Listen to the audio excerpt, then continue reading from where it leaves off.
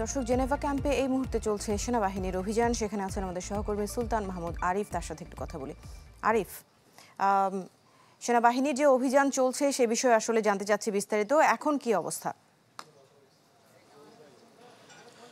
যৌথ বাহিনী ঠিক ৮টার পরপরই তারা অভিযান পরিচালনা করছেন এবং বর্তমানে বেশ কয়েকজনকে সেনাবাহিনীর সহ সেনাবাহিনী, র্যাব, পুলিশ এবং মূলত যৌথ বাহিনীর যে অভিযান সে অভিযানে ইতিমধ্যে বেশ কয়েকজনকে আটক করেছে এবং অভিযান অব্যাহত রয়েছে। এখানে যাকে পাচ্ছেন, যাকে সন্দেহ হচ্ছে তাকেই কিন্তু যৌথ বাহিনীর সদস্যরা, সেনাবাহিনী, র্যাব, পুলিশ তারা তল্লাশি করছেন এবং তল্লাশি করে যাকে সন্দেহজনক হচ্ছে, যার কাছে মাদকের কোনো কিছু পাওয়া যাচ্ছে তাকেই তারা আটক করছেন এবং বেশ কয়েকজনকে আটক করে ইতিমধ্যে নিয়ে যাওয়া হয়েছে এবং আরও যাদেরকে সন্দেহ হচ্ছে তাদেরকে আটক করে করে তল্লাশি করছেন এবং তাদেরকে যাচাই বাছাই করছেন এবং দেখতে পাচ্ছেন যে একজনকে ইতিমধ্যে তল্লাশি করেছেন এবং তল্লাশি করে তার কাছে কিছু না পেয়ে তাকে কিন্তু ছেড়ে দিয়েছেন। অর্থাৎ যার কাছে মাদকের কোনো কিছু পাওয়া যায় তাকেই মূলত আটক করা হচ্ছে, বাদবাকি যার কাছে কিছু না পাওয়া যায় তাকে কিন্তু ছেড়ে দেওয়া হচ্ছে।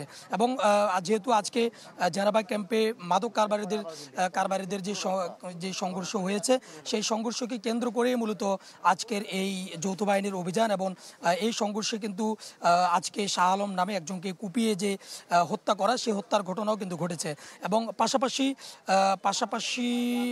কিন্তু ৩ জন আজকে গুরুতর আহত হয়েছেন।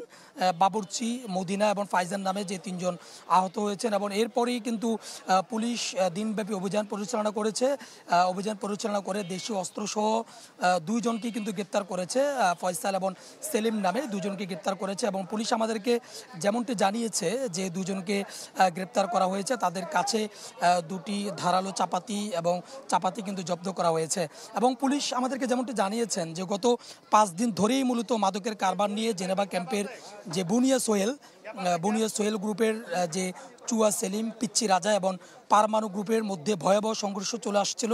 বিশেষ করে গতকাল থেকে সংঘর্ষ ভয়াবহ রূপ ধারণ করে এবং গতকাল দিন রাত ধরেই ক্যাম্পের ভিতরে থেমে থেমে সংঘর্ষ এবং ককটেল বিস্ফোরণের ঘটনা কিন্তু ঘটেছে এবং এরপরেই কিন্তু যৌথ বাহিনীর সদস্যরা অভিযানে নামে এবং আজকে ঠিক ৮টার আগে সন্ধ্যার পরপরই কিন্তু যৌথ বাহিনীর সদস্যরা জেনেভা ক্যাম্পে অভিযান পরিচালনা করে এখন পর্যন্ত বলা যায় যে বেশ কয়েকজনকে আটক করেছে এবং যাদেরকে সন্দেহ হচ্ছে এবং তাকেই কিন্তু তল্লাশি করছে এবং যৌথ বাহিনীর পক্ষ থেকে বলা হয়েছে যে যতক্ষণ পর্যন্ত না মাদকের সঙ্গে জড়িত যারা রয়েছে তাদেরকে সমূলে নির্মূল করা না যাবে ততদিন পর্যন্ত এই অভিযান অব্যাহত থাকবে।